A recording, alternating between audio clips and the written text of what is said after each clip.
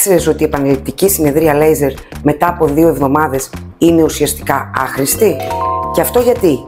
Το λέιζερ δρά μόνο στις τρίχες που βρίσκονται στη φάση ανάπτυξης, στην αναγενή φάση. Και κάθε φορά μόνο ένα 10 με 20% των τριχών βρίσκονται σε αυτή τη φάση.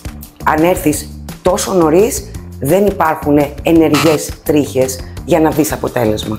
Γι' αυτό υπάρχουν συγκεκριμένα διαστήματα επανάληψης της θεραπείας αναπεριοχή. Πρόσωπο, 4 με 6 εβδομάδες.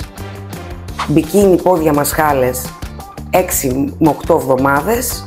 Πλάτη, στήθος, 6 με 8 εβδομάδες. Για να γίνει λοιπόν ο κύκλος ζωής της τρίχας και να περάσουμε από την καταγενή και τελογενή φάση στην αναγενή, στην οποία δρά το λέιζερ, πρέπει να περάσουν αυτά τα χρονικά διαστήματα. Αν έρθεις λοιπόν νωρίτερα, δεν είναι απλώς αναποτελεσματικό.